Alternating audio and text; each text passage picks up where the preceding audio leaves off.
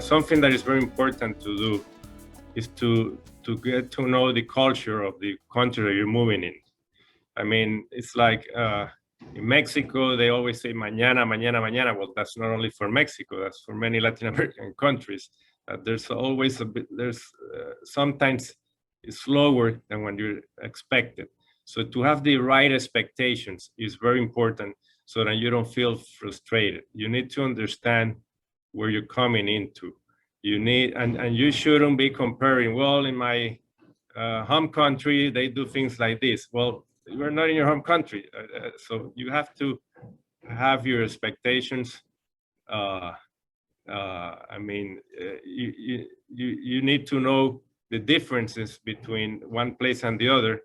And there's good and bad, so like in everything in life. I mean, there's great things in Panama, and there's things in Panama that you won't like, but then you'll get accustomed to them. So to have the right attitude is very important. I've seen a lot of customers that, I mean, they're being transferred by the company.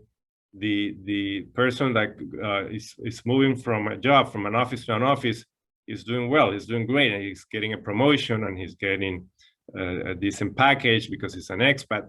But maybe the family is not happy in this new in that new country, and you need to evaluate everything and make sure that the family is happy as well, because if not, they're going to make your life miserable.